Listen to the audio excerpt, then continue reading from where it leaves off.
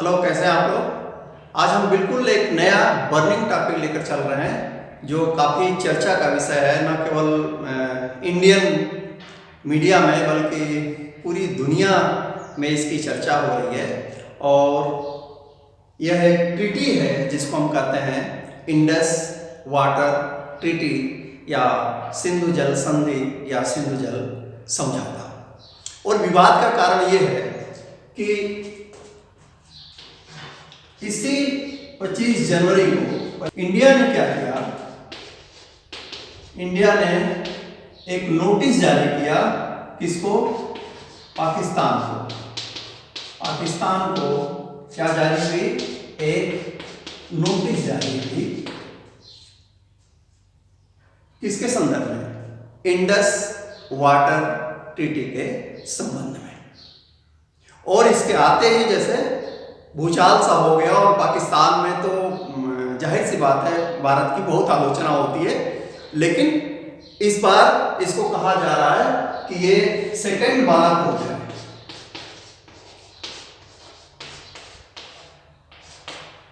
बालाकोट याद है ना?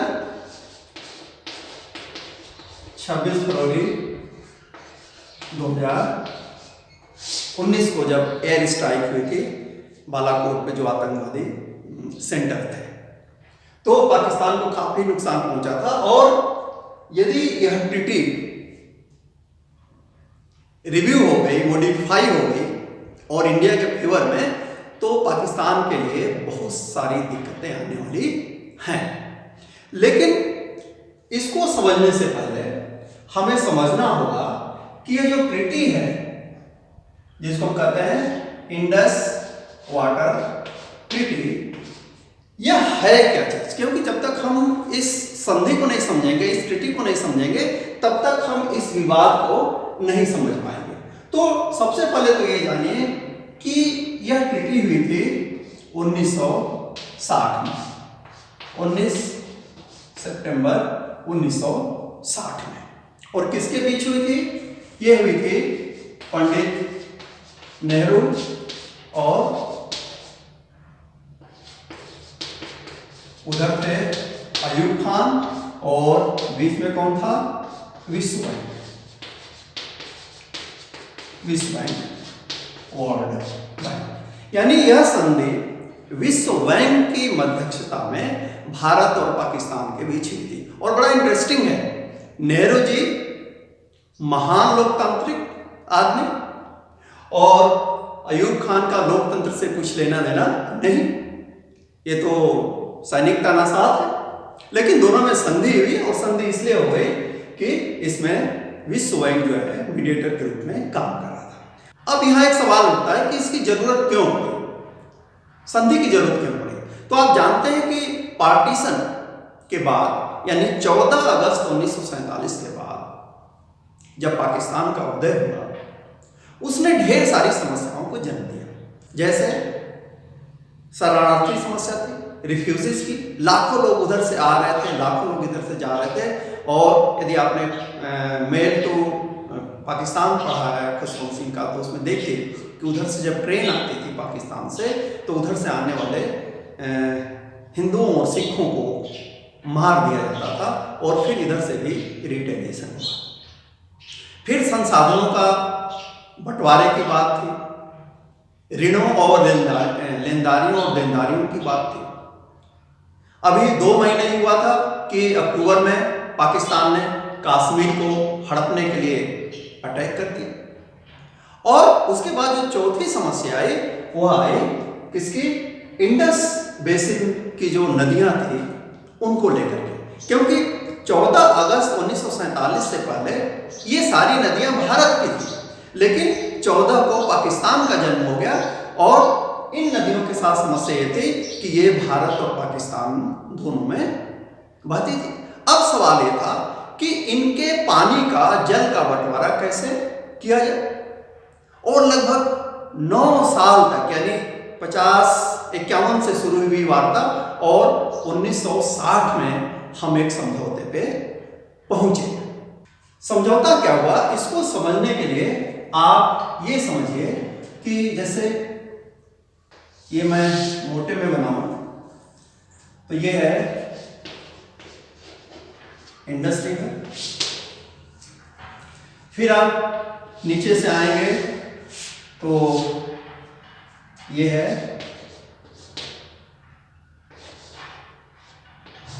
सतलज। फिर यहां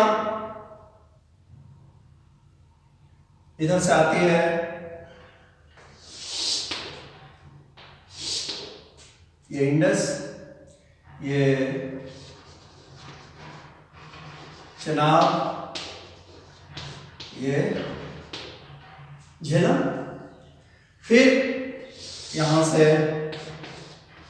रावी आकर इसमें मिल जाती है और इधर ये जो है व्यापन।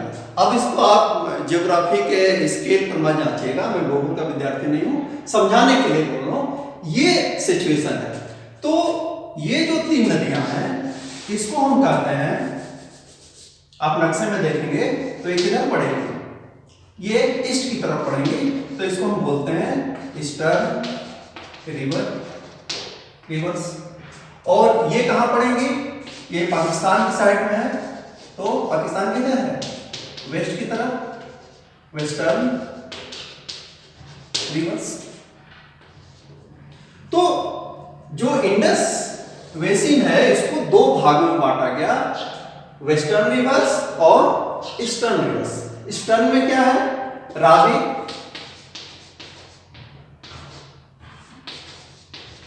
ब्यास और सतलज। और वेस्टर्न में क्या है, वेस्टर्न में इंडस, झेलम और चिनाब। ये 2 पार्टीशन किया गया। इसमें यह कहा गया कि ये जो ईस्टर्न रिवर्स हैं ये किसके अंडर में एक्सक्लूसिवली रहेंगी, इंडिया के, और यह जो वेस्टर्न है इस पे किसका अधिकार होगा, पाकिस्तान का। इस पे अधिकार का मतलब इसमें बहने वाले पानी पे। लेकिन ये नदियां भी हिंदुस्तान में बहती हैं, तो समझौते में ये कहा गया कि इस पे भी सिंचाई के लिए, डोमेस्टिक यूज के लिए और run of the river project, यानी बिना नदी के पानी को रोकते हुए आप हाइड्रो इलेक्ट्रिक प्रोजेक्ट भी बना सकते हैं। ये जो एनेक्सर डी है, एनेक्सर डी, उसमें संधि का जो एनेक्सर डी है उसमें भारत को यह पावर दिया गया। इस पावर का यूज करते हुए इंडिया ने क्या किया कि 3 प्रोजेक्ट बनाए। एक बागलीहार इलेक्ट्रो प्रोजेक्ट बनाया, फिर उन्होंने दूसरा जो प्रोजेक्ट बनाया उसका नाम है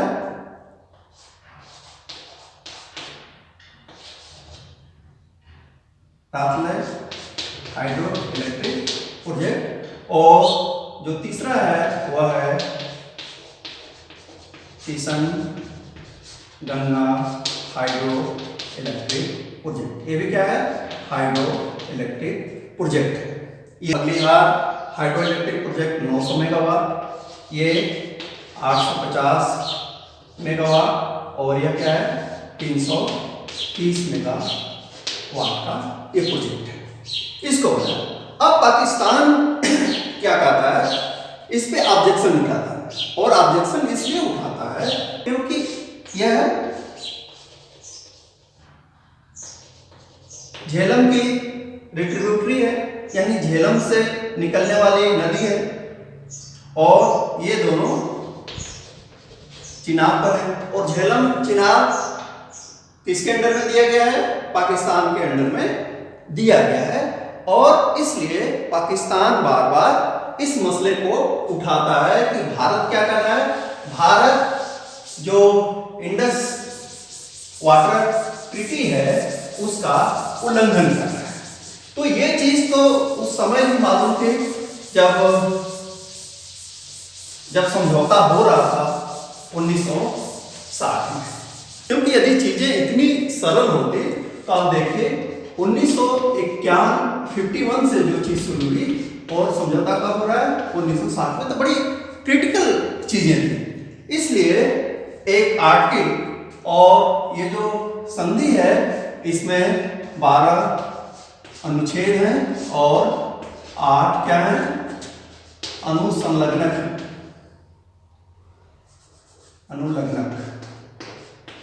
जिसको एनेक्सर बोलते हैं, एनेक्सर्स। और ये क्या है ये आर्टिकल। तो इसके 9th जो आर्टिकल है उसमें विवाद के डिस्प्यूट के को रिजॉल्व करने का एक मैकेनिज्म दिया गया है जो ग्रेडेड है। ग्रेडेड का मतलब यह है कि स्टेप बाय स्टेप आपको करना है। तो इसमें यह है कि यदि कोई डिफरेंस पैदा होता है या कोई सवाल पैदा होता है, क्वेश्चन पैदा होता है, तो दोनों के पास क्या होगा कमिश्नर, दोनों तरफ कमिश्नर है किसके इंडस वाटर से ट्रीटी से जुड़े हुए इंडिया और पाक, ये आपस में क्या करेंगे उस प्रश्न को हल करने की कोशिश करेंगे। यदि वो प्रश्न हल नहीं होता है तो उसके लिए क्या होगा एक्सपर्ट जो हैं एक्सपर्ट, और ये एक्सपर्ट न्यूट्रल एक्सपर्ट होगा जो वर्ल्ड बैंक की तरफ से नियुक्त होगा। मान लो यहां भी उस डिफरेंस को खत्म नहीं किया जा सकता और वो डिस्प्यूट का रूप ले लिया गया, तो उसके लिए एक न्यायाधिकरण की मांग हुई जिसको हम कहते हैं कोर्ट ऑफ आर्बिट्रेशन। लेकिन इसमें क्या है आपको पहले यहां आना है, फिर यहां आना है और फिर यहां आना है। ये ग्रेडेड मैकेनिज्म है। पाकिस्तान ने क्या किया, ये अभी जो विवाद हो रहा था जो किशनगंगा और रातले प्रोजेक्ट को लेकर के हो रहा है, तो उसने क्या किया कि सीधे उसने वर्ल्ड बैंक के पास गया और न्यूट्रल टेक्निकल एक्सपर्ट की बात की। फिर थोड़े दिन बाद क्या हुआ कि वह कोर्ट ऑफ आर्बिट्रेशन के लिए चला गया। और सबसे बड़ी समस्या तब हुई जब मार्च 2022 में वर्ल्ड बैंक ने क्या किया कि वर्ल्ड बैंक ने एक्सपर्ट भी नियुक्त कर दिया और आर्बिट्रेशन के लिए कोर्ट भी नियुक्त कर दी। भारत ने कहा कि यह क्या है, यह ट्रीटी का उल्लंघन है क्योंकि आप समानांतर रूप से 2 स्टेप एक साथ नहीं चला सकते। और यही कारण है कि अब भारत ने उस पूरी ट्रीटी को रिव्यू करने के लिए, मॉडिफाई करने के लिए यह नोटिस दे दिया। और इसके तहत यह है कि आपको 90 दिन, ये जो नोटिस है ये कितने दिन की है 90 डेज की है, और इस 90 डेज के खत्म होने से पहले या आखिरी दिन तक आपको जो गवर्नमेंटल इंटर गवर्नमेंटल टॉक है, यानी दोनों देशों के बीच जो बातचीत का है, यानी आप कमिश्नर लेवल में बात कीजिए और इस रिजोल्यूशन को, इस समस्या को रिमूव कीजिए। और इसमें एक्चुअली डिप्लोमेसी है, यह एक संकेत है पाकिस्तान को कि पाकिस्तान सुधर जाओ, नहीं तो हम क्या करेंगे, हम अपने हिस्से की पानी को पूरा यूज करेंगे और हम इस ट्रीटी को भी बदल देंगे। क्यों? क्योंकि ये जो ट्रीटी है यह 20 और 80 में डिवाइड है, यानी जो भारत लेता है पानी वह क्या है केवल 20% है और 80% किसके पास जा रहा है, पाक के पास जा रहा है। यही कारण है कि जब इस ट्रीटी के रेक्टिफिकेशन के लिए उस ट्रीटी को पार्लियामेंट में रखा गया था नेहरू गवर्नमेंट के द्वारा, तो अटल बिहारी वाजपेयी ने इसका बहुत विरोध किया था। और स्पेशली जब उरी की घटना हुई जिसमें हमारे करीब 23-24 जवान मारे गए और उसी के रिटेलिएशन में बालाकोट हुआ। तो 2016 उरी की घटना के बाद से ही ये चीज हो रही है कि आखिर हम 80% जो वाटर है वह पाकिस्तान को क्यों दे रहे हैं, और वह पाकिस्तान जो हमेशा हमारे देश के हितों के खिलाफ काम करता है। लेकिन जैसा कि आप जानते हैं कि जब आप इंटरनेशनल ट्रीटी में आ जाते हैं तो आपको उसके प्रावधानों का पालन करना पड़ता है। लेकिन जो नोटिस है यह उस संधि का ही एक पार्ट है। दोनों देशों का अधिकार है कि वह यह नोटिस दे सकते हैं और भारत ने इस नोटिस को दिया। तो ये थी इंडस वाटर ट्रीटी जो कब हुई थी, जो हुई थी 1960 में, 19 सितंबर 1960 में। और अब इसके मॉडिफिकेशन और रिव्यू की बात चल रही है। समस्या किस चीज को लेकर हुई? समस्या हुई किशन गंगा प्रोजेक्ट और रातले प्रोजेक्ट को लेकर के। लेकिन उसके पहले वह बगलिहार प्रोजेक्ट पर भी ऑब्जेक्शन उठा चुका है। लेकिन संधि के तहत आप इस बात को ध्यान रखिए कि जो एनेक्सर डी है उसके तहत भारत को, क्योंकि भारत 20% वाटर ले रहा है, 80% पाकिस्तान को जा रहा है, तो यह दिया गया कुछ शर्तों के साथ कि भारत एग्रीकल्चर, डोमेस्टिक यूज और रन ऑफ द रिवर, यानी बिना नदी के रोके हुए, बिना पानी को स्टोरेज किए हुए या मिनिमम स्टोरेज के साथ आप हाइड्रो प्रोजेक्ट लगा सकते हैं। तो भारत जो कर रहा है वह लीगल कर रहा है। लेकिन पाकिस्तान को आप जानते हैं कि उसकी पूरी पॉलिसी, चाहे वो नेशनल पॉलिसी हो चाहे उसका इंटरनेशनल पॉलिसी है, वह भारत के विरोध पर निर्भर करती है और इसलिए वह हर जगह भारत का विरोध करता है। तो अब पहली बार ये हुआ कि हिंदुस्तान, भारत एग्रेसिव तरीके से इस ट्रीटी पर पाकिस्तान के साथ डील करने के लिए तैयार है। तो होपफुली आपको इंडस वाटर ट्रीटी समझ में आई होगी। Thank you very much.